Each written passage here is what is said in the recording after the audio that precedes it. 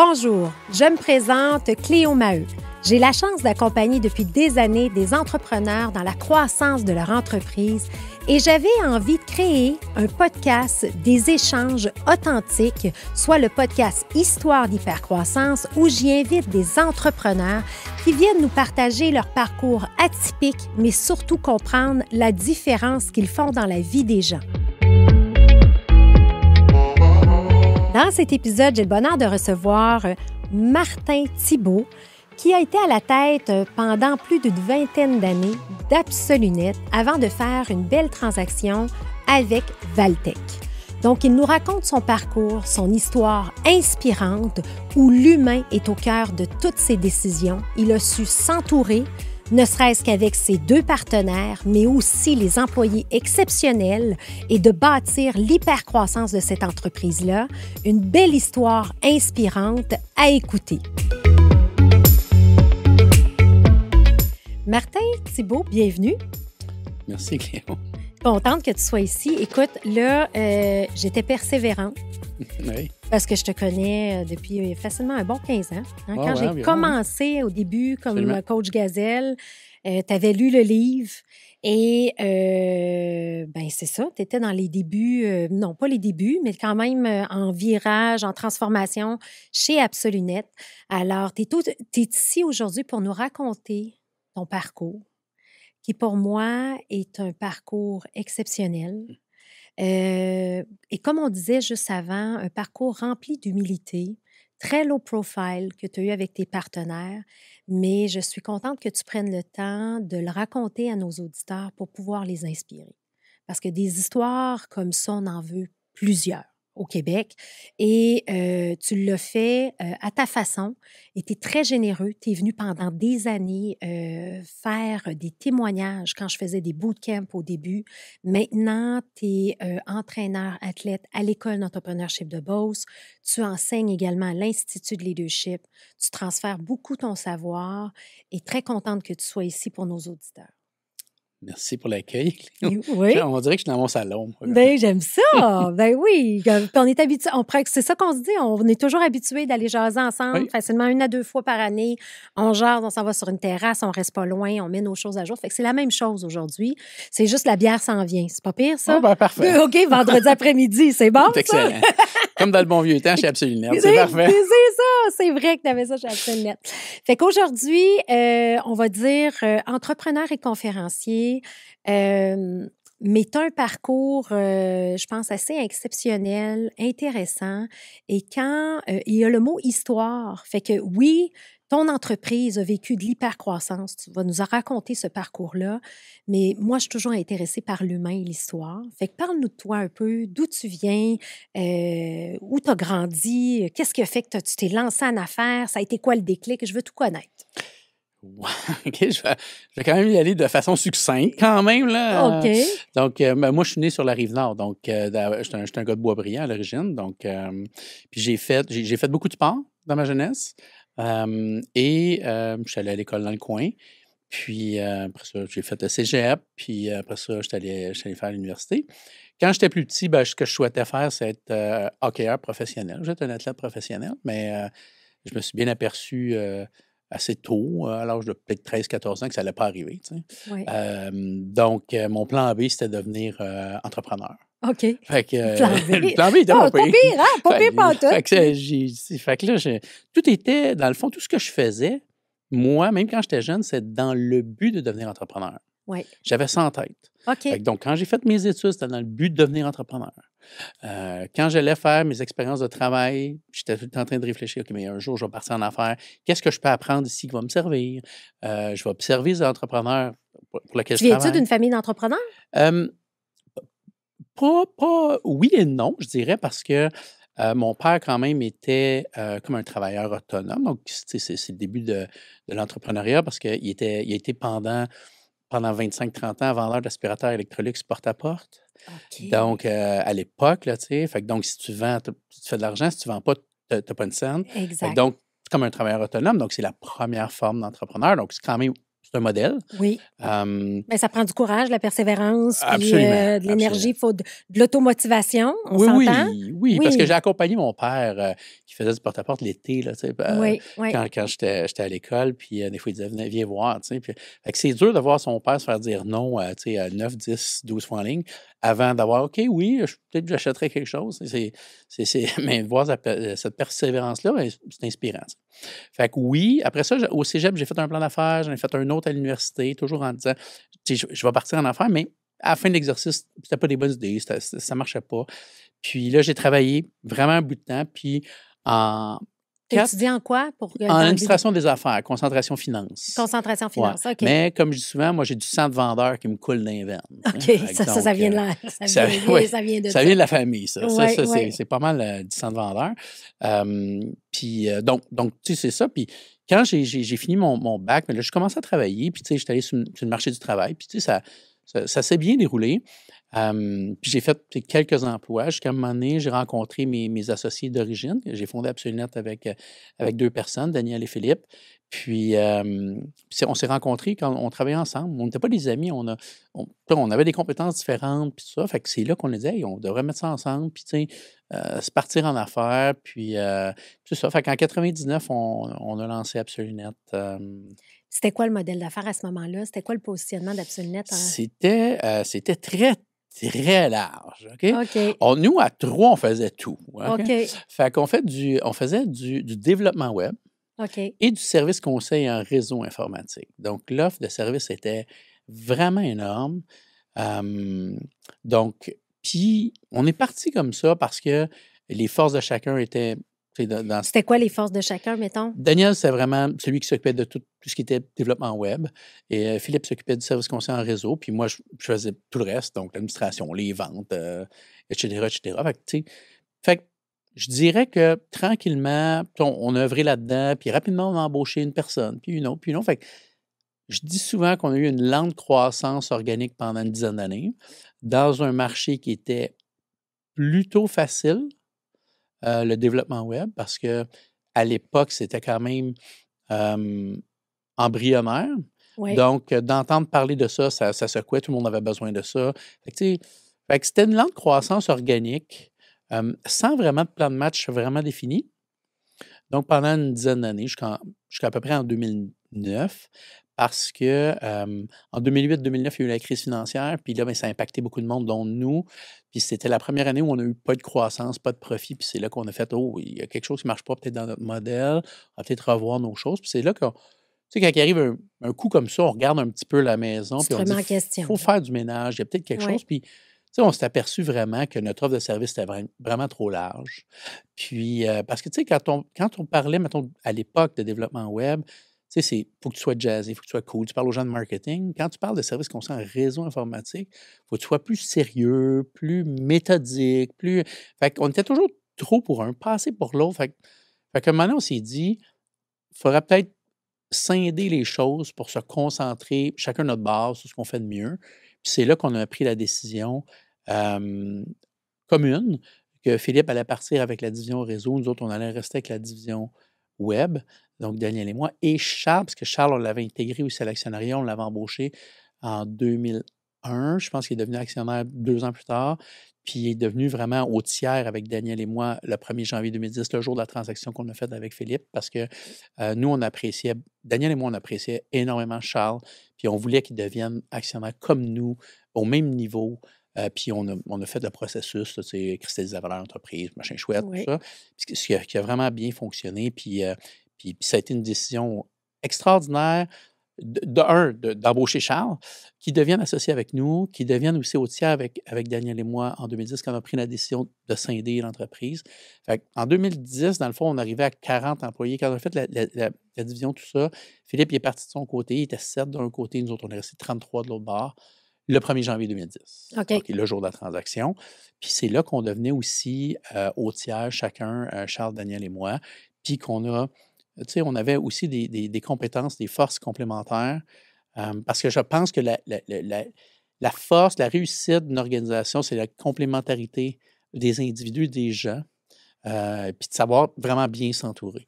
Et puis, Moi, j'ai eu des associés extraordinaires. Philippe a été un très, très bon associé. Je l'ai eu pendant 11 ans comme associé, puis ça a été un charme. Même quand on a scindé ça s'est fait vraiment de façon facile, tout ça. Des gens de bonne intention, puis j'ai encore contact avec Philippe, je le vois encore, on se fréquente, il est venu manger à la maison à mon chalet il n'y a pas longtemps. Donc, c'est Oui. super. Puis Daniel et Charles, c'est vraiment des personnes d'exception. Aujourd'hui, je parle, mais tout ça, c'est un succès d'équipe. Oui. Puis Charles et Daniel, c'est vraiment des personnes exceptionnelles. Et les gens qui nous entouraient également. Oui. On avait un entourage fantastique. Peut-être que je saute parce que je suis rendu très loin dans mon histoire, mais c'est pour dire que la force d'un individu, c'est souvent les gens qui l'entourent. Oui. Puis quand on sait bien s'entourer, ben ça nous aide grandement. Puis moi, je dirais que j'ai eu peut-être le flair de m'entourer de personnes exceptionnelles, souvent bien meilleures que moi, de façon à ce qu'ils puissent faire les choses adéquatement, puis moi, ben, je puisse me concentrer sur d'autres choses. Oui. Mais en fait, c'est que tu n'as pas eu peur de t'entourer. Je pense des fois, ils ont les gens.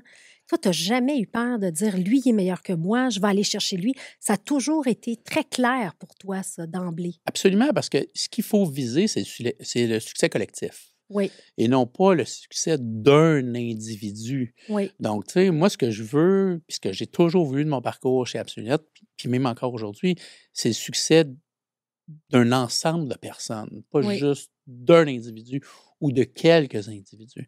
Fait que moi, j'ai toujours travaillé à ce que le collectif remporte. Puis, c'est quoi qu'il faut? Il faut prendre les meilleures décisions pour que l'organisation en sorte grandie. Puis des fois, c'est peut-être que moi, je suis mieux de me retirer de certaines choses parce qu'il y a quelqu'un d'autre qui est capable de le faire mieux que moi. Donc, tu sais, il faut savoir, il faut repérer ça, puis leur donner cette confiance-là, puis l'autonomie pour le faire.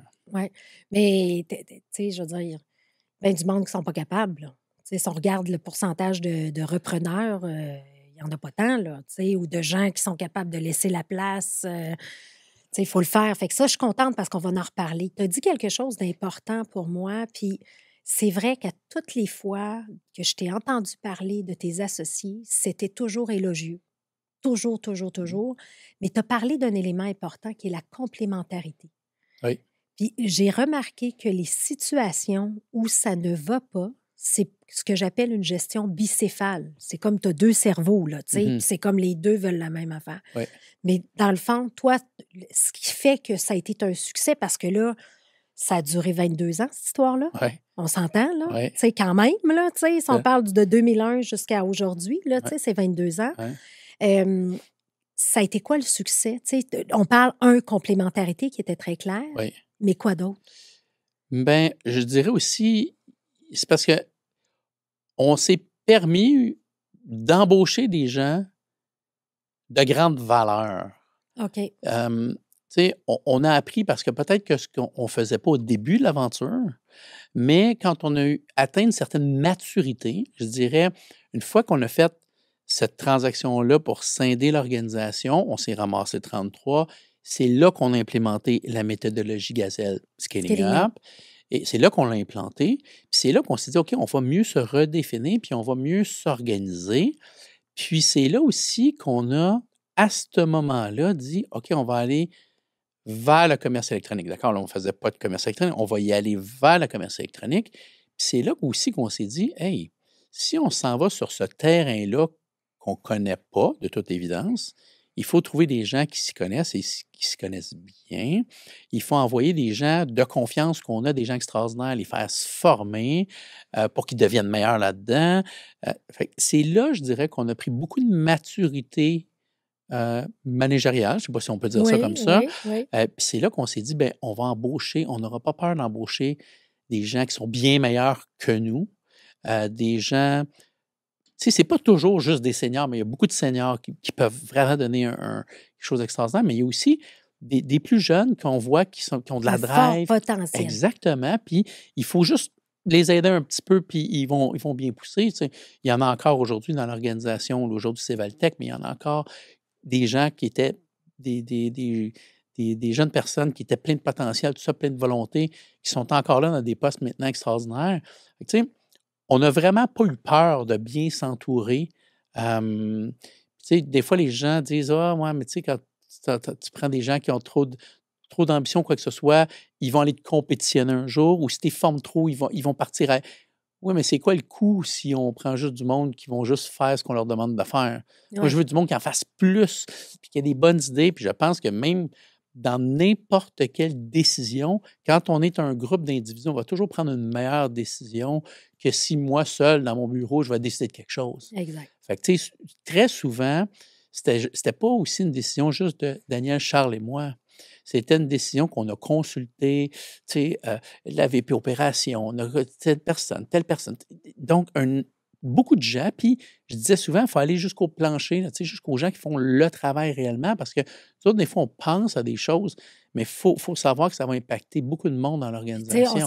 Ça a tellement de l'air clair dans votre tête, oui. Mais c'est qui va l'exécuter? T'sais? Exact. Fait que ça prend des fois un collectif de gens avec des compétences différentes, puis avec un travail différent, qui vont, eux autres, dire « Hey, attends, il y a peut-être ça que vous n'avez pas pensé, j'ai peut-être pensé à ça. » Puis, tu sais, ça va bonifier des fois une idée de base qu'on a, puis ça va devenir une meilleure décision, puis surtout qu'elle va être soutenue par ces gens-là qui ont contribué. Oui.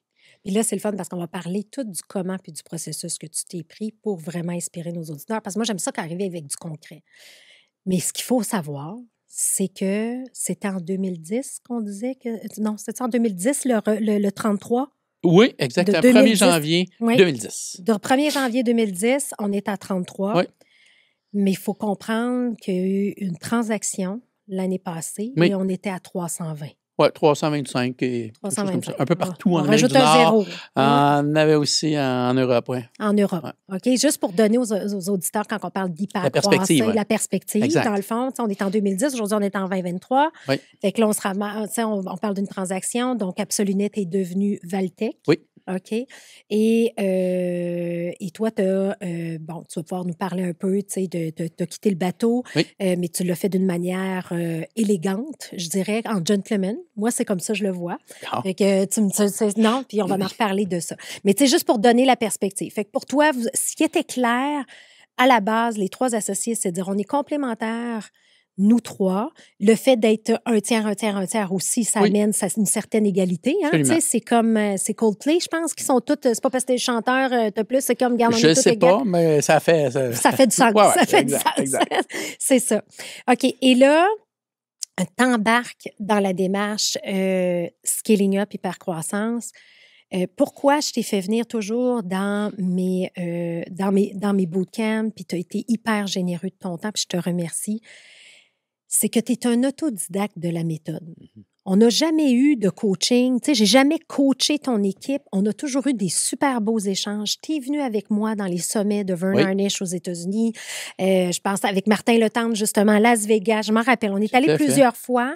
Fait que tu es toujours allé t'inspirer de ces meilleures pratiques-là. Puis ça, je veux le dire aux auditeurs. C'est possible. Et t'en es l'exemple d'être un autodidacte de cette méthode-là, hypercroissance, et de se l'approprier puis de l'implanter un peu comme on le souhaite. Puis il n'y a pas toujours une façon, tu sais, mais l'important, c'est la théorie des petits pas puis d'avancer. Fait que j'aimerais que tu m'expliques, toi, ton parcours par rapport à Scaling Up, dans le fond, quand on parle d'hypercroissance dans ton organisation.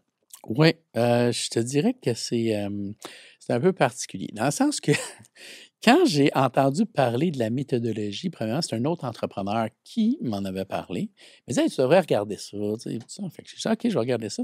Fait que moi, j'étais allé sur le site Internet, puis j'ai vu le One-Pager Plan. Oui. Puis j'ai dit, ça a plein de bon sens, ça, puis c'est facile. Fait que j'ai téléchargé, puis j'ai dit, let's go, on fait ça. Tu sais. Go, on part. On part. OK. Mais j'ai pas lu le livre encore. Je prends ça, puis j'opère. OK. Puis j'opère, je dois avoir fait à peu près au moins 3/4 avant de lire le livre. OK. Après ça, j'ai lu le livre, tu sais. Puis quand j'ai lu le livre, j'ai vu que, il y a des choses que je fais différemment de la recette originale. Puis certaines choses, oui, c'est vrai que je devrais modifier ça, fait que je modifiais. Puis des fois, je lisais, puis je disais, moi, je le fais un peu différent, puis je conserve ça, tu sais. Je dis souvent, même quand je fais des conférences, puis que je dis que pour moi, ça a été un élément vraiment important de switcher à la méthodologie Scaling Up. Ça a été vraiment majeur. Parmi les 3-4 meilleures décisions que j'ai prises de ma vie. Donc, de basculer à ça. Mais j'ai fait un petit peu d'essai-erreur, puis c'est correct. Puis c'est une recette. Je veux dire, si faut que ça prenne aussi un petit peu ton ADN, tu sais, ta saveur, c'est ça. Comme dans l'organisation, tes valeurs, tout ça. Fait que, tu sais, comme je dis souvent, c'est une recette pour faire une sauce à spaghetti. Si tu n'aimes pas un aliment, si tu n'aimes pas les carottes, mais pas des carottes, mais mets d'autres choses. Oui. À la fin, ça va être une sauce à spaghetti, tu sais. Fait que je me dis, la méthodologie, elle va te donner aussi, honnêtement, c'est la méthodologie du gros bon sens. Moi, j'appelle ça de même. Tellement. Je veux dire, si tu appliques, mettons, la majorité, tu vas vraiment avancer comme organisation, là. C'est sûr que si ça demeure stratégique et sur papier, mais tu ne l'implémentes pas vraiment, tu ne te donnes pas le rythme, mais là, tu vas avoir un fail. Mais là, tu as juste toi à blâmer. Tant pis pour toi, tu sais. Oui. Mais si tu regardes ça, puis tu fais l'effort de le mettre en place, tu sais, de l'écrire, d'avoir de côtoyer tes gens l'entour, puis leur montrer, puis qu'ils le challenge, puis tu le modifies, parce qu'il faut qu'il y ait l'adhésion de tout le monde. Puis si tu as l'adhésion de tout le monde, puis après ça, tu le mets en place.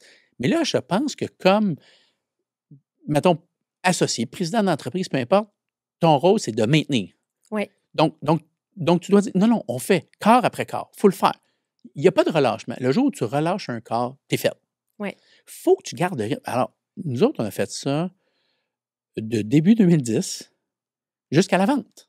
Jusqu'à la vente. Jusqu'à la vente. La vente officielle, qui est le 1er janvier 2022. Là, le temps passe vite. Là.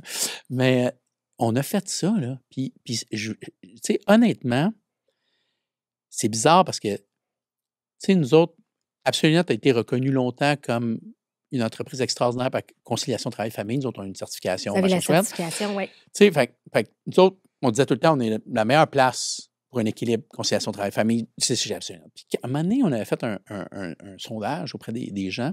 On avait fait un échantillonnage de beaucoup de personnes pour dire pourquoi vous restez chez Absolument. Parce qu'on n'avait pas beaucoup de départs. On disait pourquoi vous restez? T'sais?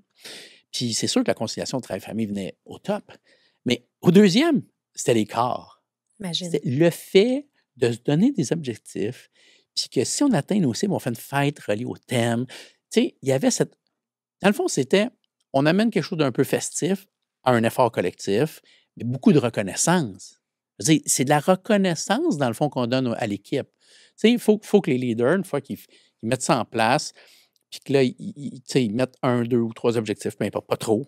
Puis là, ça part. Puis là, si on atteint ça, mais là, il faut souligner ça, puis il faut dire merci aux gens, puis félicitations aux gens qui ont vraiment fait le travail, qui sont les gens qui nous entourent. C'est ça. Je veux dire, moi là, honnêtement, je pense qu'on a une bonne histoire, nous autres, chez Absolument. On a une bonne histoire.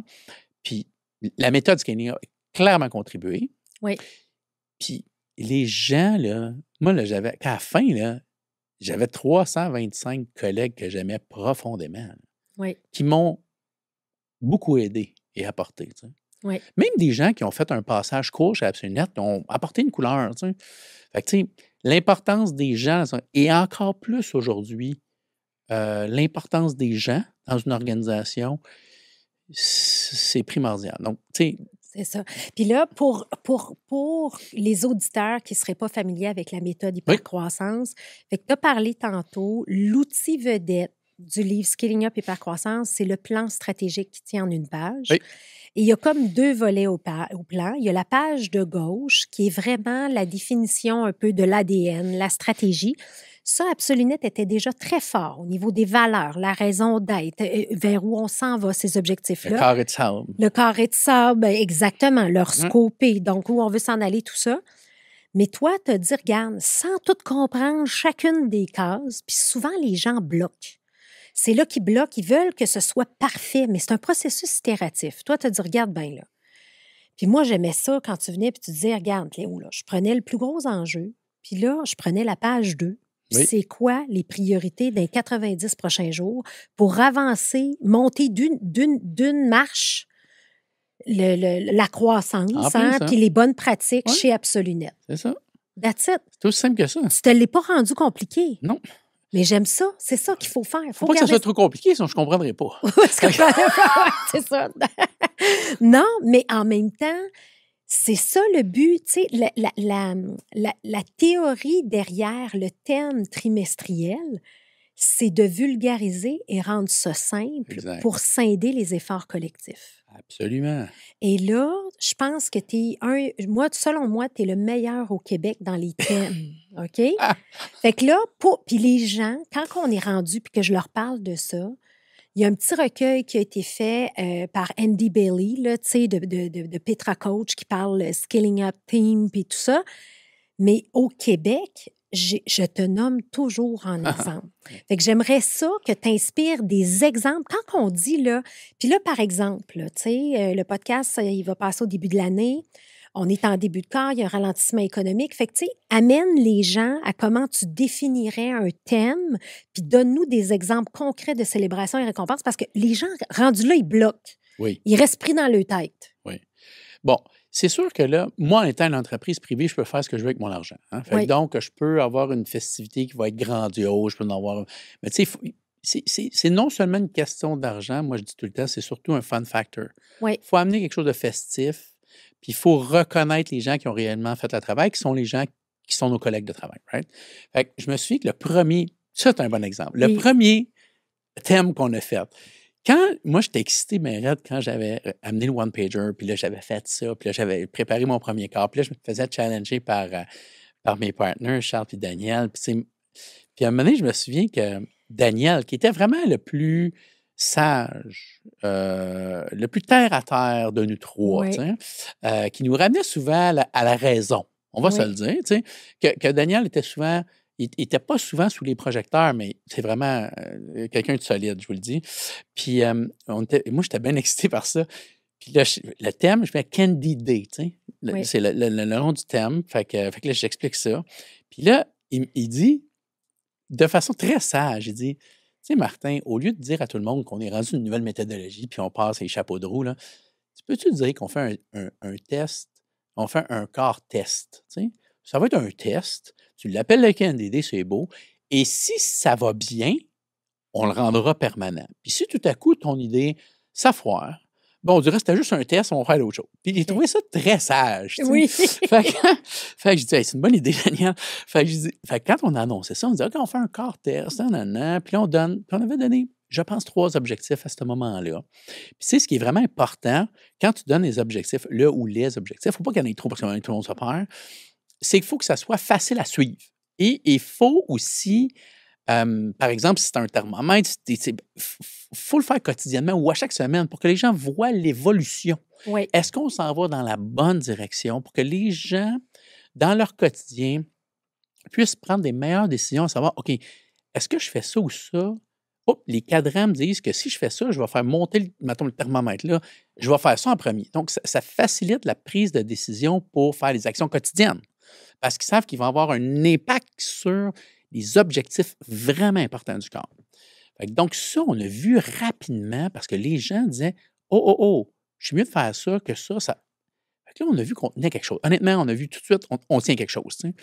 Puis, donc, on fait le corps au complet. Puis, peux-tu juste donner des exemples d'objectifs? Parce que des fois, même les gens ont de la misère à définir. Pourtant, là, pourtant, c'est vraiment simple. Parce que quand on regarde ça, on regarde, mettons, notre entreprise, puis on dit, OK, c'est quoi mon challenge là, dans mon prochain 3 mois, mais toujours en ayant pour but de, OK, mais moi, j'ai un objectif aussi dans 1 an.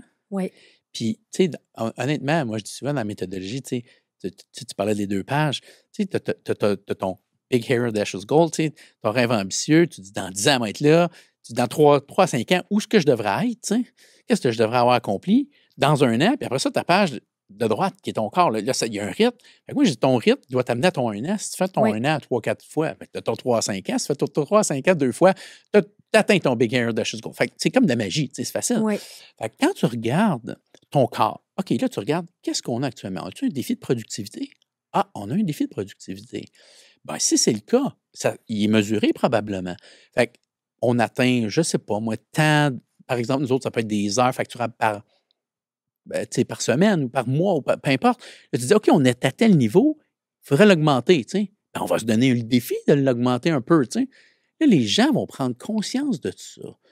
Tout à coup, là, au lieu des fois de mettre des heures cachées à des places, ou au lieu de. Puis d'essayer de pousser vos heures. Ça va être plus naturel. Ouais. On va dire, OK, on va les mettre on comprend conscience qu'il faut les mettre aux bons endroits, il faut les mettre dans les bonnes cases, il faut mettre la bonne explication pour que, tu sais, le client, il va recevoir la facture, puis il va payer. Puis, tu sais, on va passer d'un taux de facturation, peu importe de quoi, de 63 à 66 puis on va se rendre tranquillement aux 70-75 qu'on devrait atteindre normalement. Oui. Il peut y avoir ça. Il peut y avoir des fois les gens, mais souvent, ils ont des.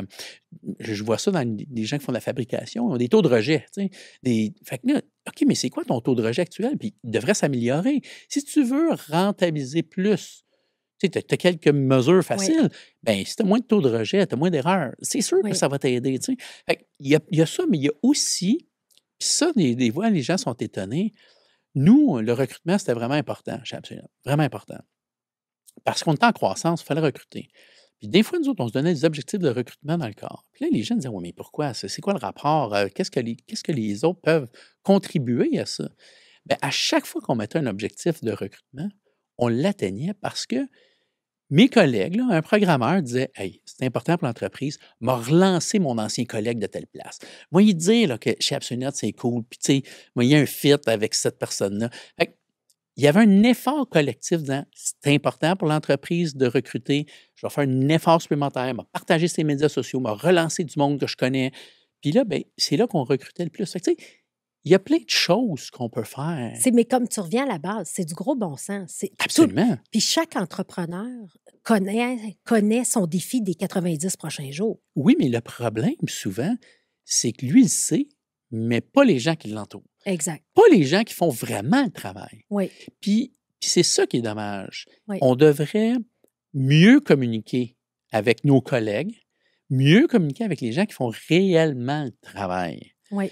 Parce que de savoir en haut de la pyramide qu'on a ça, ce défi-là, si on ne le descend pas jusqu'en bas, puis qu'on ne leur donne pas des objectifs puis les moyens pour l'atteindre, oui. ça va rester un enjeu puis un souhait.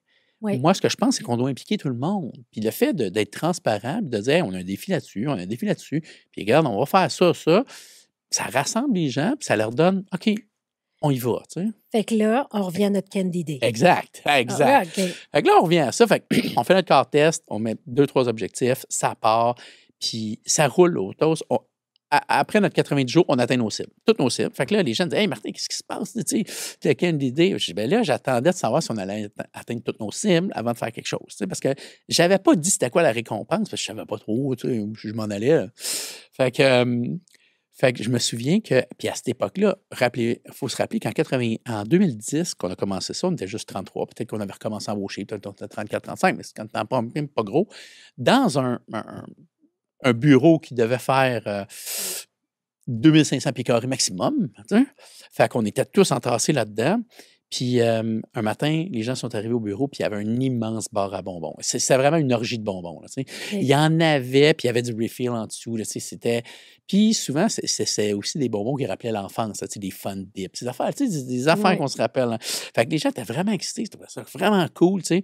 Puis on était là, nous autres, on disait hey, bravo pour le corps, vous avez fait un job extraordinaire. Il faut que les leaders soient là quand c'est la récompense pour leur dire aux gens qui ont fait un travail extraordinaire, les féliciter. Oui. Donc, puis là, moi, il y a un impact que je n'avais pas vu venir.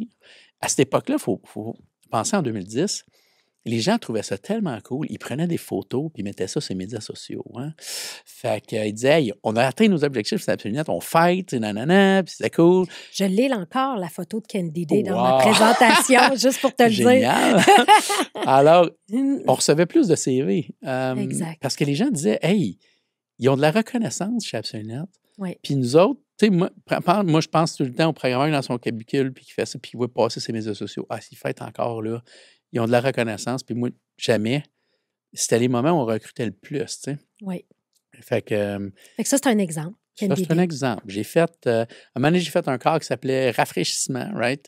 Puis avec d'autres objectifs, puis on avait atteint nos cibles. Fait que j'avais fait venir 2 vraies machines à slotch dans le bureau avec un congélateur plein de friandises glacées. Il y avait aussi des sorbets pour les gens qui s'inquiétaient de leur santé. Mais j'ai fait aussi un corps santé. Okay. Puis j'avais fait venir, on avait atteint nos cibles, fait que j'avais fait venir des massothérapeutes sur chaise 2 fois par semaine pendant 1 mois. Fait que les gens prenaient leur petit rendez-vous, ils allaient là, ils venaient souvent sur place. Fait que j'en ai enfilé des corps pendant 12 ans. Oui, sans en manquer. C'est-à-dire, en ayant toujours un thème, en toujours une idée de récompense, est-ce qu'il y a des corps qu'on a ratés? Oui. Puis c'est normal. Puis tu l'avais même dit aussi, tu me l'avais dit, Cléo, à force de faire des corps, je veux pas que ça devienne acquis. Exact. Puis je veux qu'à un moment donné, tu l'as pas eu, la cible, ben tu l'as pas eu, puis c'est correct. Mais à un moment donné, il faut pas que ce soit, c'est quoi le fun, puis qu'on voit pas, il faut travailler pour. Fait que, c'est quoi, challenge. C'est ça. Fait que le réel challenge, c'est arrivé combien de fois que tu ratais pas le corps, que vous avez raté le corps? Moi, je dis normalement, dans une année, tu as 4 corps. C'est assez simple comme calcul. Fait que, il faut que tu en rates au moins un. Parce que sinon, c'est de l'acquis. Puis moi, je dis souvent, c'est que tu manques d'ambition.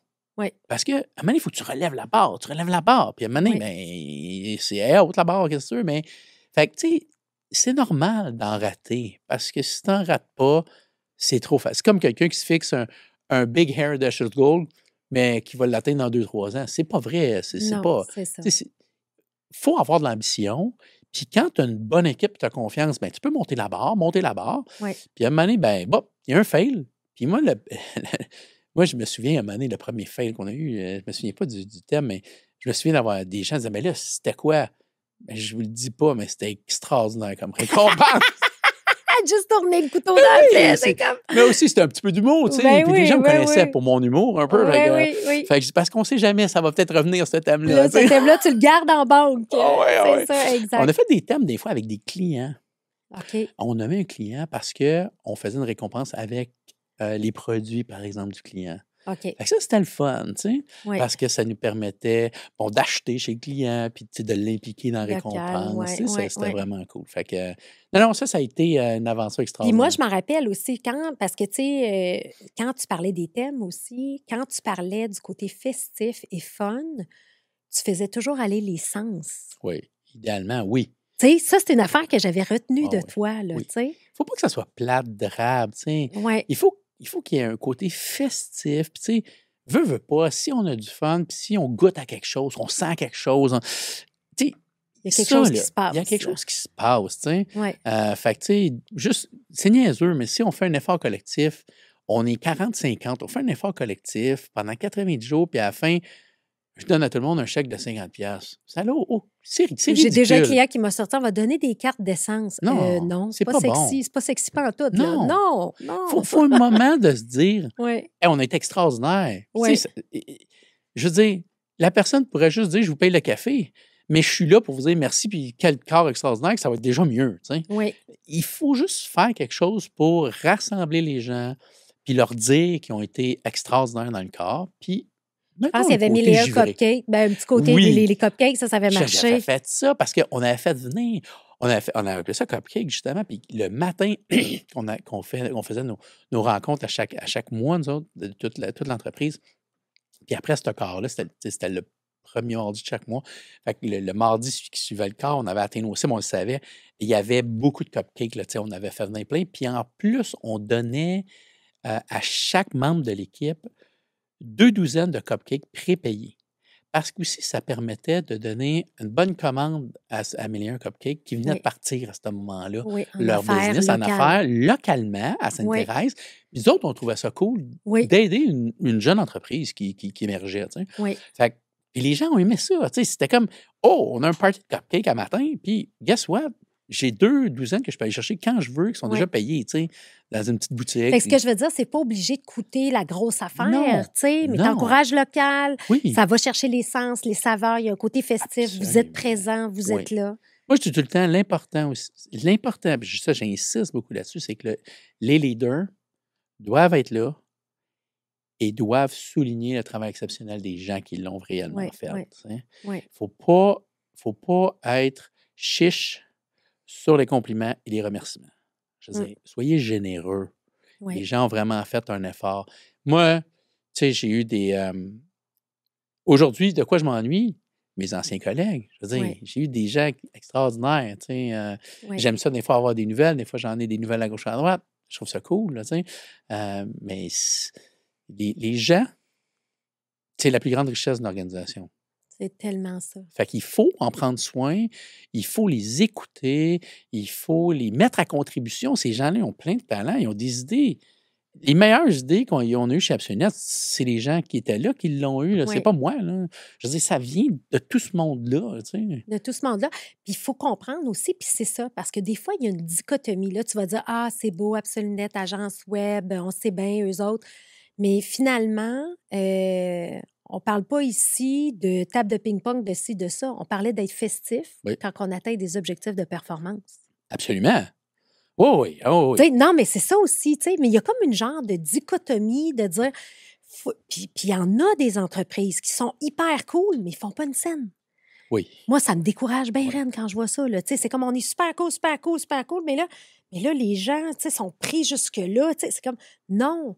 Je veux dire, les entreprises qui visent vraiment l'hypercroissance, ils mettent de l'avant l'humain, ils en prennent soin, ils les développent, puis après ça, ils récompensent, célèbrent, mais en même temps, c'est correct d'avoir une culture de performance. Absolument. Sinon, moi, j'ai toujours dit, si on veut assurer la pérennité de l'organisation et la pérennité des emplois, il faut faire l'argent. Exact. Clairement, il faut être rentable. Oui. Ça, on a toujours eu un discours on doit être rentable, on est rentable, puis il faut faire plus, puis voici les objectifs pour l'année prochaine, puis ça va être encore plus. Parce qu'il faut assurer cette croissance-là, puis le but aussi d'Absolunet, on a toujours eu, Daniel, Charles et moi, c'était on veut offrir à nos gens des possibilités de carrière. Donc, si on a une croissance, ça veut dire qu'on crée des nouveaux postes, des nouveaux spécialistes, des nouveaux postes de direction, et on veut permettre à nos gens de croître avec nous. Donc, c'était toujours, est-ce qu'on peut faire mieux? Est-ce qu'on peut continuer notre croissance pour permettre à nos extraordinaires collègues de grandir avec nous? C'est sûr qu'il y en a certains qui ont grandi beaucoup avec nous. Il y en a d'autres qui ont grandi, puis à un moment donné, ils ont atteint leurs limites, puis c'est correct. Je veux dire, on peut pas... comme on dit souvent, les gens qui t'ont amené là ne sont pas nécessairement ceux qui vont t'amener là. What you got here won't get you there. Mais il y en a qui réussissent à t'accompagner jusqu'en haut, puis parfait. Mais il faut reconnaître, puis il faut avoir aussi l'honnêteté de le dire aux gens. L'honnêteté de dire à une personne, ben oui, tu as une belle croissance avec nous, tu es rendu là, tu n'iras pas là, tu sais. Mais il faut lui dire.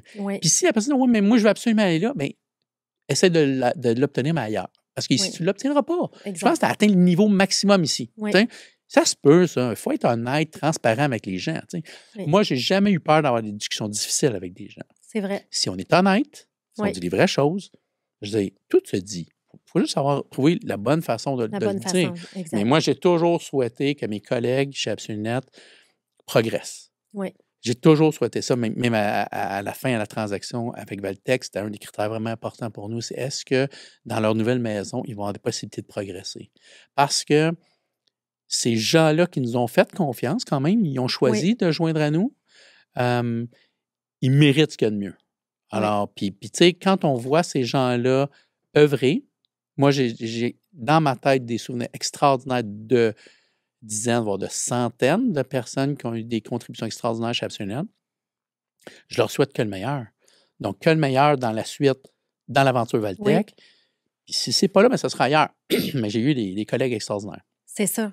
Puis moi, ce que j'aimais aussi, ce que tu as dit, puis quand on s'est retrouvés à l'Institut de leadership, les deux, puis on jasait, tu dis, écoute, la transaction est complétée, mais moi, ma priorité numéro 1, c'était les employés. Parce que c'est pas vrai que je vais aller à l'épicerie puis je vais avoir un employé puis je vais être gênée de le voir. Tout à fait, tout à fait. Fait que souvent, les gens sont craintifs lorsqu'il peut y avoir des transactions. Des transactions. Absolument. OK. Alors, comment vous l'avez géré, ça? Bien, je dirais que le bout de transaction... on peut parler de la transaction ou on attend un peu puis tu nous parles un peu des phases de croissance. Parce qu'à un moment donné, vous avez ouvert Atlanta. Kansas City. Excuse-moi, Exactement. Kansas City, pardon. Mais tu sais, parle-nous un peu de ça a été quoi le plan de croissance. Fait que là, on a compris que un des secrets d'Absolunet a été les thèmes trimestriels inspirés de la méthodologie que vous avez développé à la saveur Absolunet et de faire une bonne célébration avec nos gens. Maintenant, ça a été quoi votre progression? Oui, puis c'est sûr qu'en utilisant la méthodologie Scaling Up, nous, on avait déterminé notre Big Hairy Audacious Goal. Fait que là, on s'était dit, OK, nous autres, là, même si on ne faisait pas à ce moment-là du commerce électronique, on voulait aller sur le territoire du commerce électronique, sur ce terrain de jeu-là. On voulait devenir la meilleure agence e-commerce en Amérique du Nord. OK?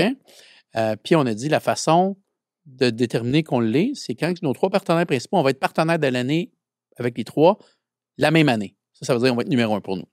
Ça, c'est notre... À l'interne, c'est ça. C'est ça un BIAG. Exact. Parce que souvent, on se demande, est-ce que ça doit être mesurable? C'est ça. Regarde, c'est inspirationnel, ça donne du sens, ça donne l'alignement, puis tu peux avoir ta propre mesure à toi. Là. Oui, mais il faut que tu en aies une. Ouais. Je veux dire, je vais devenir un leader de quelque chose. Tu peux le devenir, le leader. Oui, mais ça veut dire quoi? Ça veut dire quoi? Toi? Moi, nous autres aussi, on va devenir numéro 1 en Amérique du Nord. Puis si on est reconnu partenaire de l'année avec celui-là, celui-là, celui-là. Ça veut dire qu'on a atteint notre cible. Donc, là que tu commences comme ça, mais tu ne fais pas de commerce électronique. On part de loin. La marche est haute. J'ai dit Zap, me rendre. Puis on s'entend que, par exemple, si tu dis Amérique du Nord, ton carreau de sable, c'est l'Amérique du Nord. Là, tu dis c'est du transactionnel. Fait que là, tu commences à refuser des mandats qui sont non transactionnels. Oui. Tu sais, tu as quelqu'un qui t'appelle, il peut faire site web. Je fais ça depuis 10-12 ans. Mais là, je leur dis non. Oui. Tu veux-tu vendre en ligne? Tu veux-tu faire une Non. Je le fais pas, tu sais. Là, je me rappelle quand on avait ces discussions-là ensemble. Ça a été tout un changement de culture, ça. Oui. Moi, je me souviens même une histoire que je n'ai pas racontée souvent. Ça, c'était un privilège, je te dirais. OK. C'est qu'à un moment donné, je me souviens qu'une grande institution financière nous convoque, veut nous donner un contrat pour refaire une plateforme web, mais qui est non transactionnelle. D'accord? Mais beaucoup d'argent. Beaucoup, comme dans beaucoup. Puis on est en discussion, Charles, Daniel et moi. Charles et moi, on est plus commercial, plus, fait qu'on veut faire ça. Puis là, Daniel dit non, on va perdre le focus. On a dit transactionnel, c'est pas transactionnel. Mais là, on dit, hey, tu comprends pas, là, c'est beaucoup d'argent, puis on va le faire, puis après ça, on reviendra à nos affaires.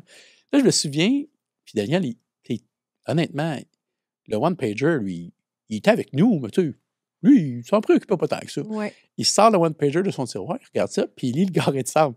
Il dit, ça rentre-tu là-dedans? Il fait comme, non. Ben, c'est ça, on le fait pas. Il resserre les affaires, on passe un autre appel. Puis, on l'a pas fait. Puis, il avait raison, parce que ça nous a enlevé le focus. Puis, tu sais, on s'entend que...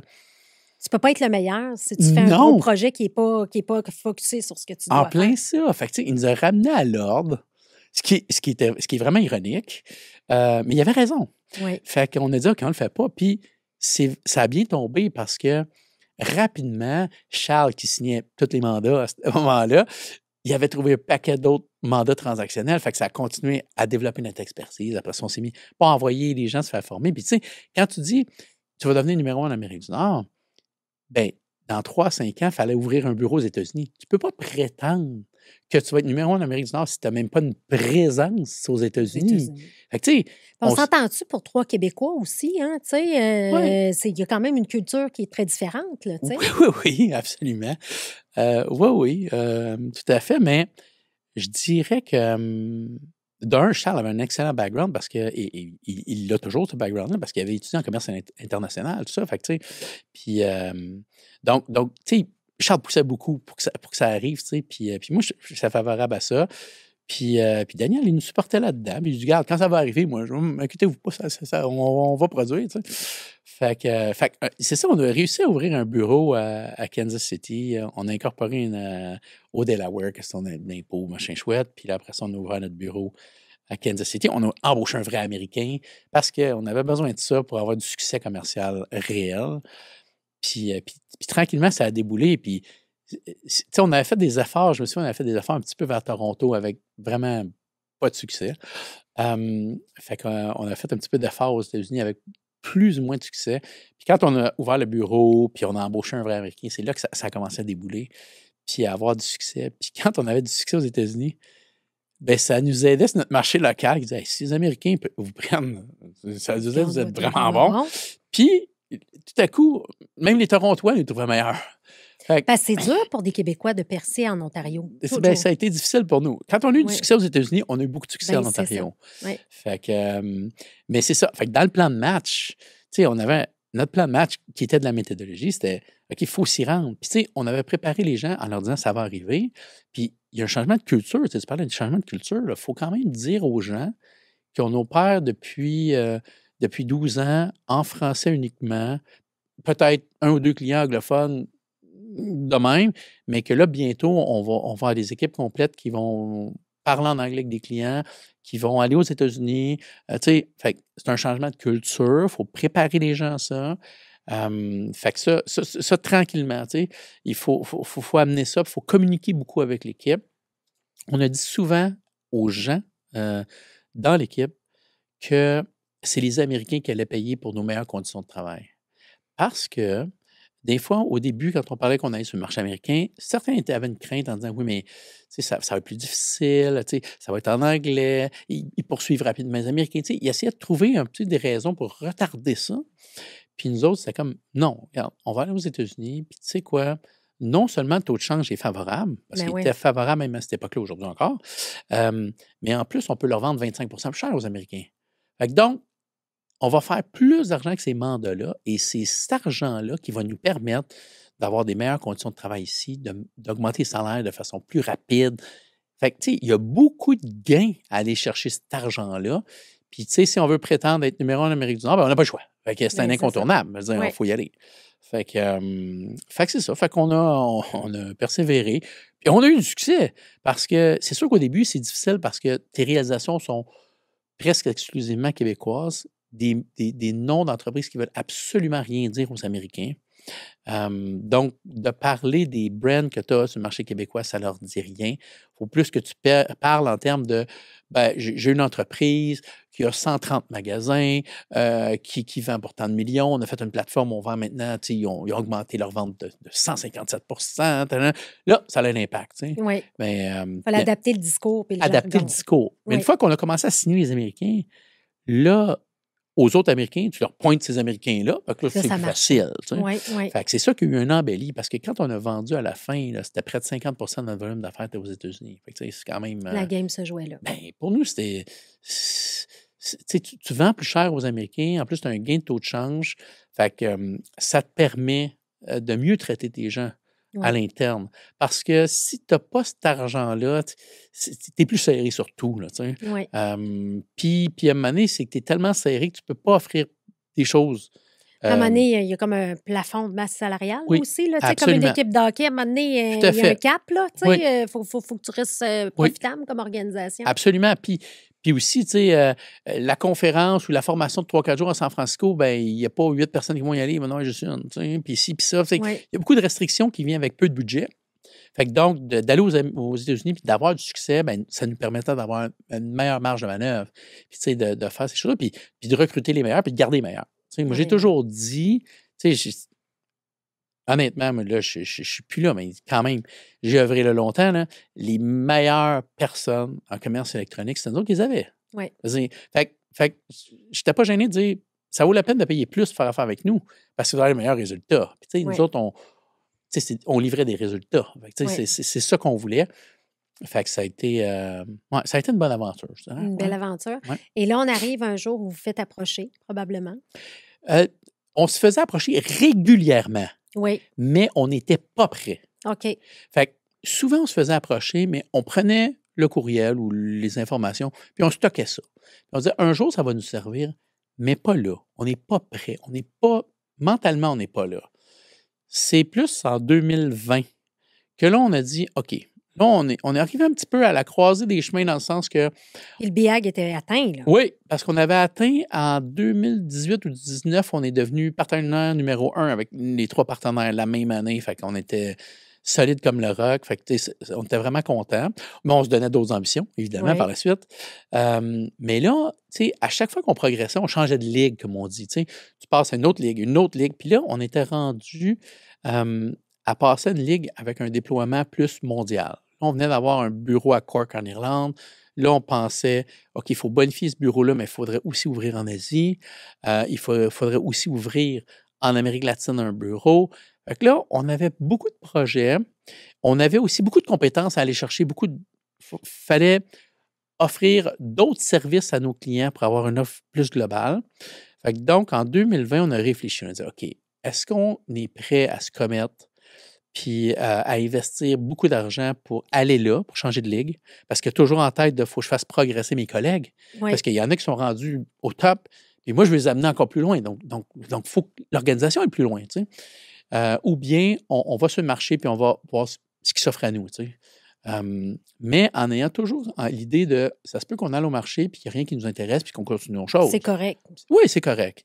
Fait que c'est ça qu'on a. En 2020, début 2020, c'était ça, c'était notre réflexion. Puis là, la COVID est arrivée en mars 2020. Fait que là, ça a accéléré les choses dans le sens que on sait que le commerce électronique, c'est comme tout le monde parlait de ça, puis tout le monde en avait besoin. Fait que là, nous autres, on était demandés partout. Fait que là, on avait une croissance encore plus soutenue. Puis ça nous permettait de faire du ménage dans nos affaires puis d'être beaucoup plus performants, même au niveau financier. Fait que quand on est arrivé début 2021, on a dit, OK, on va sur le marché, on va voir. En ayant en tête, OK, ça se peut qu'on trouve un financier qui nous épaule puis qu'on fasse notre propre plan de match pour les 4 prochaines années. Nous autres, on fonctionnait en cycle olympique. Je disais tout le temps ça. Est-ce qu'on se prend jusqu'aux prochains Olympiques, avec 4 ans? Ou on vend, en tout ou en partie, à un partenaire puis qui pourrait nous aider collectivement, parce que le but, c'est collectivement, on va gagner. Fait qu'on part. Fait que là, on approche 4 brokers, des courtiers, 3 Américains et 1 Canadien, québécois, puis on leur fait faire une offre de service, un pitch, vraiment tout, puis on leur a fourni tout, là, c'est-à-dire nos résultats financiers, rapports de direction. Nous autres, on avait un comité consultatif, un comité aviseur qu'on avait opéré, qui a été une décision fantastique qu'on a mis en place en 2015, qui nous avait épaulé là-dedans. Fait que, on envoie tout, puis là, ils nous donnent, genre, combien ils pensent qu'on vaut, qu'est-ce qu'ils ont fait comme transaction dans le marché, c'est quoi, comment fonctionne leur commission, leur machin, la méthodologie qu'ils vont utiliser, etc., puis un pitch, puis au fil, on décide de sélectionner un courtier que je peux nommer, qui s'appelle 7 Mile. Donc, on sélectionne ce courtier-là qui est en Caroline du Nord, qui connaît vraiment notre industrie, puis qui a fait plusieurs transactions. Fait qu'on sélectionne eux autres. Puis là, on sélectionne aussi, on fait le même processus d'appel d'offres pour des avocats, un bureau d'avocats pour nous aider. Parce qu'il y a une grosse transaction, là, c'est beaucoup d'argent qui est en jeu. Puis, tu veux juste bien faire les choses aussi. Exact. Puis c'est ça. Puis on fait affaire, notre comptable qu'on fait affaire depuis toujours avec les fiscalistes, tout ça. Puis moi, je rencontre aussi dans ce processus-là beaucoup d'entrepreneurs qui ont fait des transactions. Je veux savoir qu'est-ce qu'ils ont fait de bien, pas bien, comment ils se sont sentis, qu'est-ce qu'ils referaient pas. Puis j'ai pas vu aucune bonne histoire, là. Il y avait tout le temps de quoi qui avait été difficile.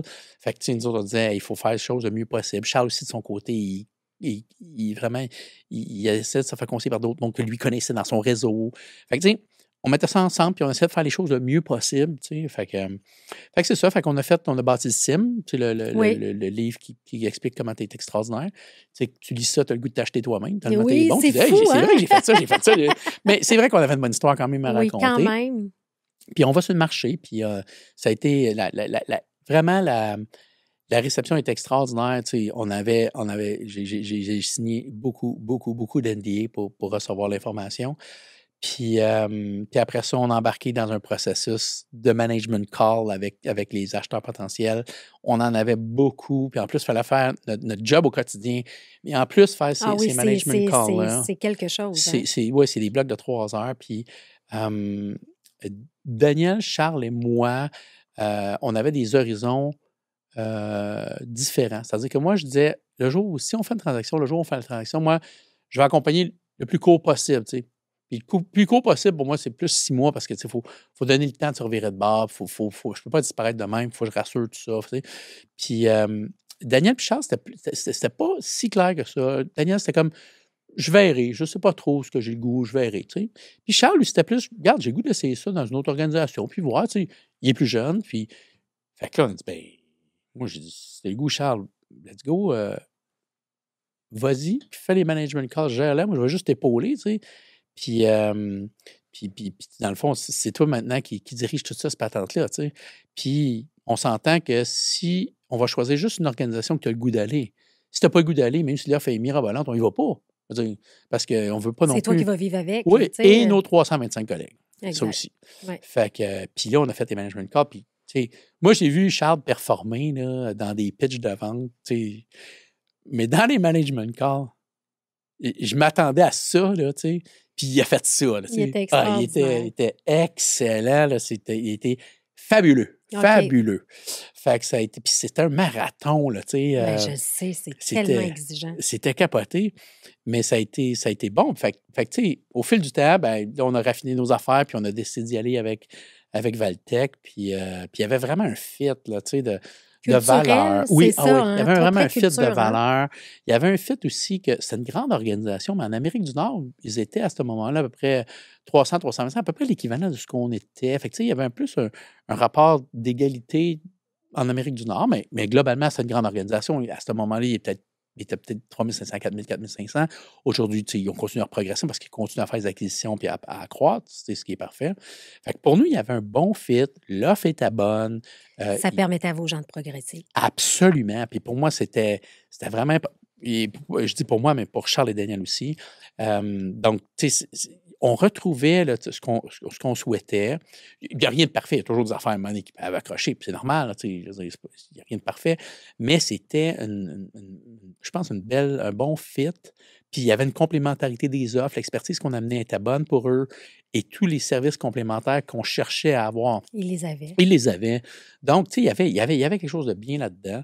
Fait qu'on a fait cette transaction-là, puis ils ont respecté vraiment. Moi, quand j'ai dit, tu sais, je vais rester 6 mois, ils ont dit, c'est parfait, c'est correct, qu'est-ce que tu as le goût de faire? Puis même, la responsabilité que je vais prendre, c'est de m'assurer que ce merge-là fonctionne, puis que tout ce que vous avez dit, vous allez respecter, puis que je vais voir des collègues évoluer, puis ça a été parfait. Fait que même dans les 6 mois que j'étais là, rapidement, il y a plein de mes collègues qui ont eu des promotions extraordinaires. Fait que, tu sais, je pense que ça a été pour nous une bonne transaction. Ça a été une bonne transaction pour mes 325 collègues, mais je pense que ça a été aussi une bonne transaction pour Valtech, qui venait de chercher, puis qui, Valtech, eux, étaient habitués de faire beaucoup d'acquisitions de 80 et 100 personnes. Ils étaient vraiment habitués. Nous, on arrivait avec un bloc de 325 qui était un gros bloc, mais je pense qu'ils ont fait ça de la bonne façon parce qu'on s'est senti vraiment bien accueillis. Ça a été c'est pas fluide. toujours des histoires d'horreur. Non, moi, ça a été une bonne histoire, c'est ça. Oui. Des fois, ils disaient, OK, mais c'est quoi, là? Où la pogne? Je peux pas vraiment... Il n'y a pas un bout pour moi que j'ai vécu. Tu sais, dans le cours des négociations, là, c'est sûr qu'on peut parler des détails. Il y a eu des bouts, ça a été un petit peu plus du papier sablé.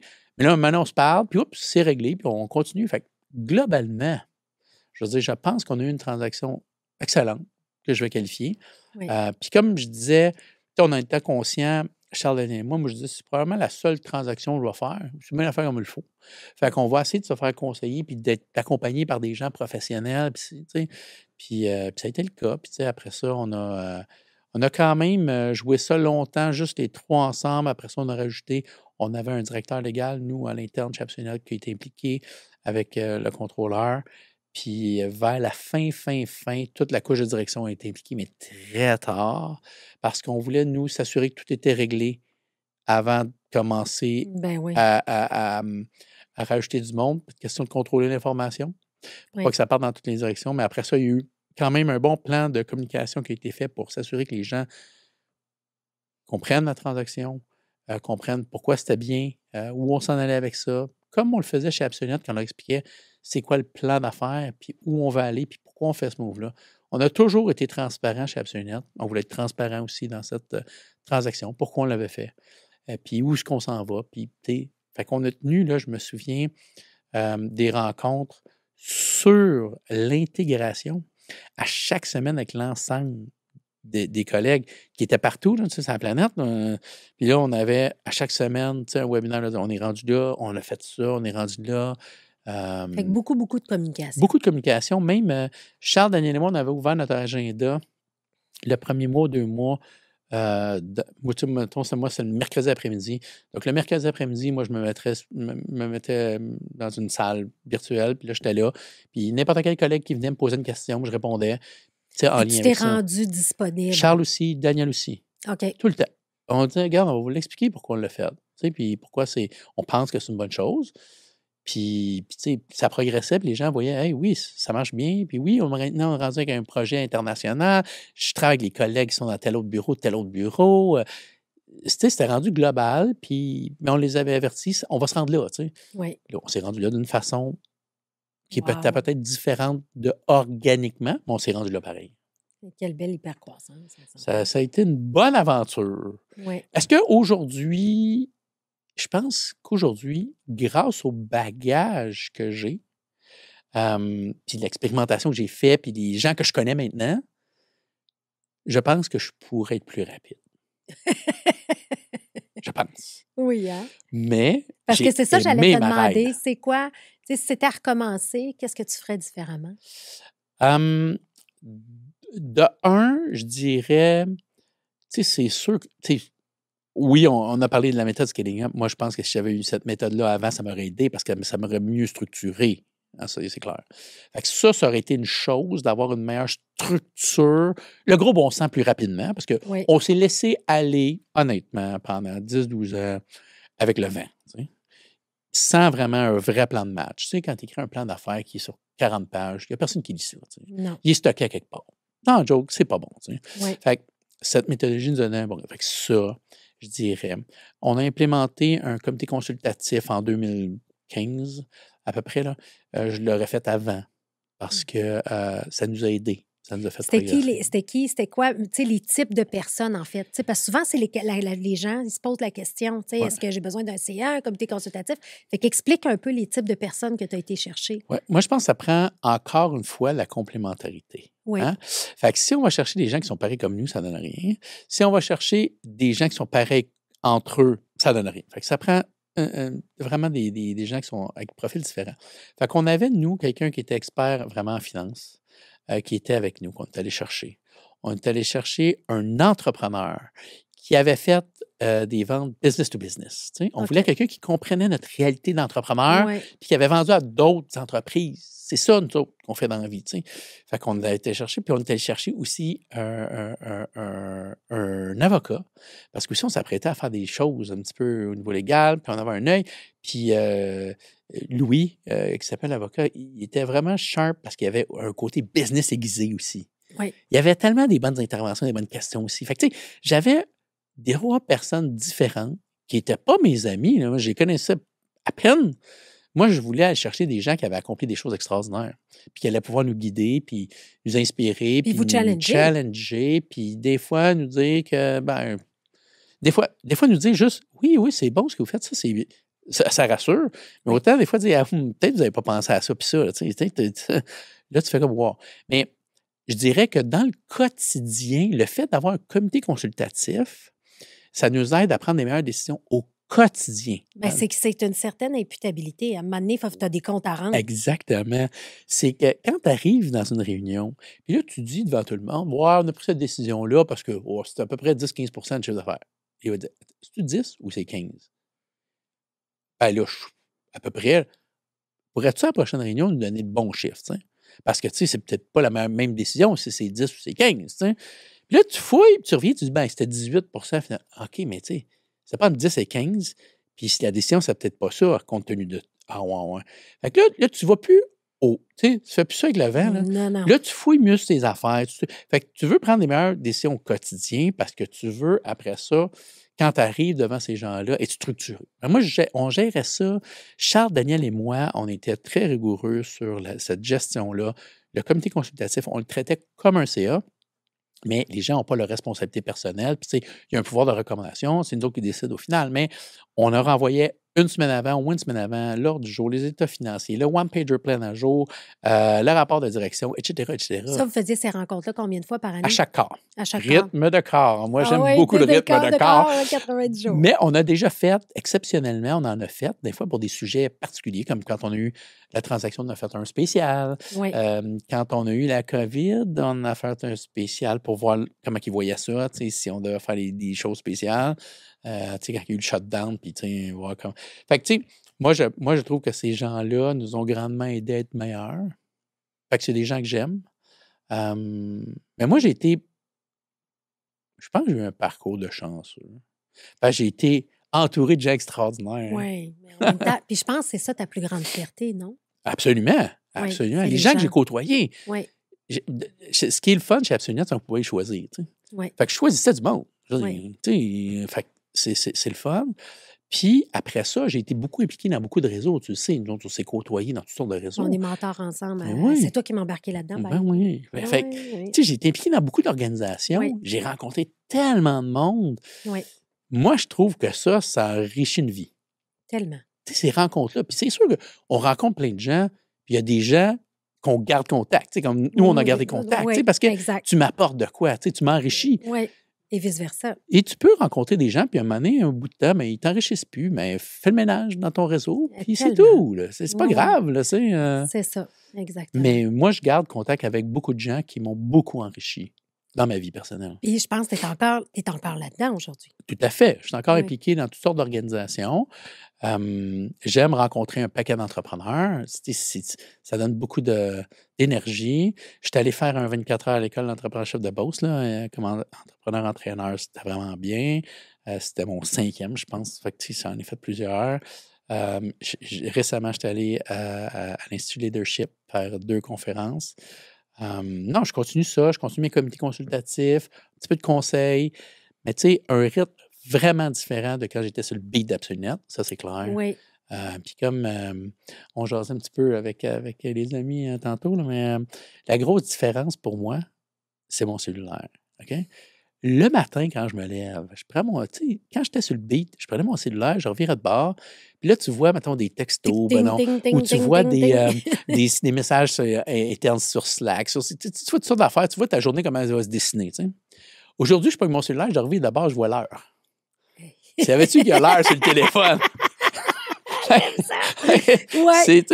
Ben, c'est correct, tu sais, puis t'en profites certain. à 52 ans, là, tu sais, t'as la santé, t'as tout, là, tu sais. Ça me permet de jouer au hockey souvent, puis à des heures bizarres, comme le matin, mettons, de 10h30 à midi, tu sais, un lundi matin, c'est cool. Pourquoi pas? Ben, c'est super.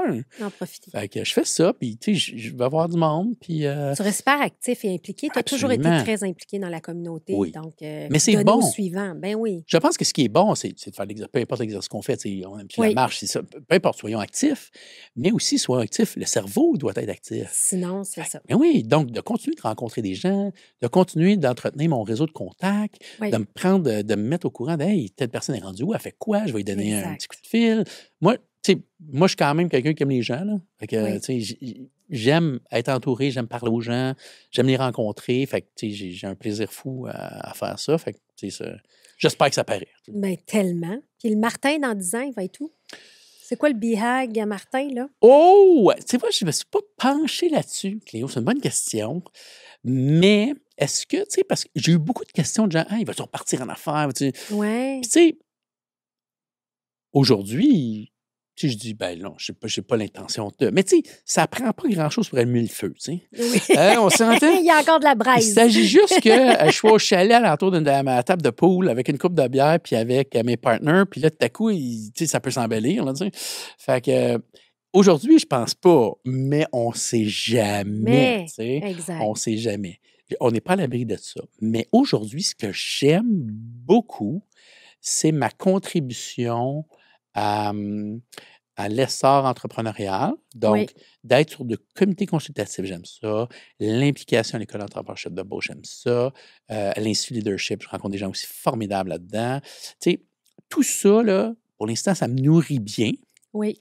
J'aime ça. Donner au suivant, partager ton expérience, inspirer. Est-ce qu'il va y avoir autre chose? On ne sait pas. Tu sais, la jeunesse, c'est relatif, mais je pense que je suis encore relativement jeune. Fait il pourrait se passer de quoi. Mais s'il se passe juste ça, c'est correct. C'est correct. Tu donnes le droit. Oui, parce qu'aujourd'hui... Parce que, tu sais, le gaz dans le fond sur l'autoroute, à un moment donné, ça a ses limites, right? Oui, ça a ses limites. Oui, ça a ses limites. Puis, tu sais, il faut apprécier des fois ce qu'on a, puis apprécier une vie différente. Oui. Tu sais, aujourd'hui, là, tu sais... moi, si je décide d'aller faire mon jogging le matin à 10h le matin, je peux le faire, tu sais. Je peux aller jouer au hockey. Si je décide d'aller passer la journée au chalet, j'y vais, tu sais. Fait que, tu sais, j'ai une liberté extraordinaire. Fait que ça, je l'apprécie, tu sais. Oui. Fait que... C'est en fait souvent, quand les gens, tu leur demandes, les entrepreneurs, pourquoi tu fais tout ça, bien certains, tu sais, ils rêvent de liberté. Oui. Mais souvent, les gens vont se rembarquer, puis sont tellement habitués, ils ne sont pas capables d'accepter, puis tu sais, ça doit quand même, c'est un travail ou c'est un mindset, tu sais, comment tu l'as intégré, tu sais? Oui, je pense que de vendre une entreprise, ça doit être un peu comme un processus de deuil, là, tu sais. Oui. Parce que, veut pas, du jour au lendemain, moi, on a coupé mes accès, tu sais. Fait que, tu sais, il n'y a plus personne qui te pose des questions, il n'y a plus personne qui veut ton approbation. Tu vois là sur le téléphone. Tu vois là sur le téléphone, tu sais. Fait que c'est un rythme différent. Oui. Mais moi, je me l'étais fait dans ma tête. C'est un processus que j'avais entamé avant de vendre Absolument. OK. J'ai dit, moi, il faut que je me rende inutile dans cette organisation-là. Donc, il faut que j'embauche les meilleures personnes alentour de moi. Faut que le jour où je quitte, ben ça ne change rien. Exact. Oui. Donc tu sais, puis moi, je n'avais pas peur de donner des responsabilités à des gens, de m'assurer c'est correct. OK, bon, après ça, regarde, je vais aller sur d'autres choses. Fait que je commençais à m'habituer à ne plus être celui qui prend tout le temps les décisions et qui dit oui, non, on ne fait pas ça. Oui. Tu sais, je commençais à avoir tellement passé le POC à plein de monde que, tu sais, à la fin, j'étais pas mal en paix. Fait que quand ils ont coupé mes accès, c'était correct, là, tu sais, j'étais rendu là. OK, fait que, tu sais, j'étais pas... fait que j'ai pas fait... T'as pas paniqué, là? Non, pas du tout. Okay. Mais je me suis dit quand même, quand j'ai terminé, que je prenais juillet et août de congé totalement, ce que j'ai respecté. J'étais allé à la pêche beaucoup, parce que j'aime ça. J'étais allé pêcher beaucoup. Puis là, après ça, au mois de septembre, je me suis réactivé. Puis là, j'ai fait mes affaires, mais à un rythme vraiment... Tu sais, les gens, des fois, me disaient « Ah, Martin, vas-tu pouvoir te rencontrer? » Ouais. Tu sais, moi, je pense que je travaille 10 heures par semaine. Tu sais. C'est parfait. Je suis plus souvent sur la glace qu'en train de travailler. C'est correct. Tu as l'air en pleine forme, justement. Ben, je suis pas payé, là. C'est bon, ça. Fait que j'ai encore du temps pour rencontrer du monde puis faire des choses. De venir sur le podcast de Cléo. Ben ça me fait plaisir. Je sais que j'ai retardé un peu, mais je me suis dit, il faut que j'aie du contenu intéressant. Oui. Du contenu neuf, tu sais. Oui. Puis là, je pense que j'ai fait quelque chose de pas payé dernièrement. Oui. Qui donne du sens. Ben, en fait, puis on n'a jamais eu quelqu'un sur le podcast qui a pris le temps de nous expliquer son processus de vente et le pourquoi. OK. Fait que, tu sais, je pense que ça peut en intéresser également plusieurs. Fait que donc, très, très, très pertinent. Martin, s'il y aurait un message pour nos auditeurs, tu sais, les gens, on a beaucoup de leaders qui nous écoutent. C'est quoi le message que tu as envie de leur dire? Je vais prendre un segment qu'on a parlé tous les deux un peu plus tôt. Oui. Les gens qui vous entourent sont extrêmement importants. Accordez-leur beaucoup d'importance et de temps. Fait que donc, tu sais, les gens qui nous entourent, oui, les gens de notre entreprise, mais aussi les gens qui gravitent alentour de nous. Oui, tout l'écosystème, autant personnel que professionnel. Absolument. Prenez du temps avec ces gens-là, accordez-leur de l'importance. Parce que à la fin de tout ça, là, c'est ça qui est important. C'est les gens. C'est ça qui compte. C'est les gens. Fait que donc, ça, et malheureusement, avec toute cette pénurie de main-d'œuvre, puis ci, puis ça l'a encore plus aujourd'hui. Mais je pense que chez Absolument, on avait compris ça depuis jour 1. Jour 1. Fait que, tu sais, nous autres, ça a toujours été important, les gens, tu sais. Fait que donc, si vous voulez avoir du succès, prenez soin de vos gens. Prenez soin de vos gens, impliquez-les. Puis, tu sais, vous êtes entouré de gens très intelligents. Là. Souvent, on sous-estime le plein potentiel des gens. Absolument. Moi, je suis peut-être chanceux, mais j'ai eu d'excellents collègues chez Absolument. Oui. Moi, je pense que j'ai eu les meilleurs.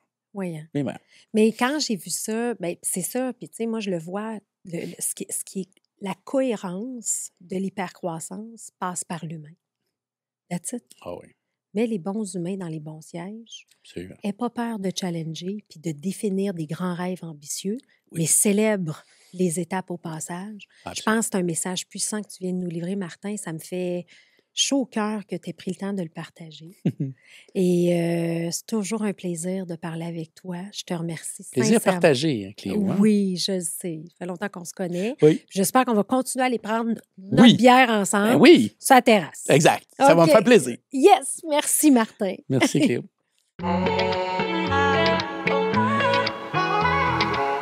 À noter que tous les épisodes sont disponibles en format audio sur les principales plateformes de podcast et aussi disponibles en format vidéo sur YouTube. Si ce podcast vous a inspiré, sachez que vous pouvez retrouver tous les outils utilisés par ces entrepreneurs à travers une boîte à outils que j'ai cumulée au fil des années. Tout simplement vous rendre sur hypercroissance.com/outils. Pour en savoir plus sur Hypercroissance, n'hésitez pas à nous suivre sur les réseaux sociaux. On partage une panoplie d'informations, d'articles, d'outils pour vous aider dans votre croissance sur les réseaux sociaux. Et si ce podcast vous a plu, je vous invite à le partager avec quelqu'un à qui ça pourrait être utile. Merci et à bientôt.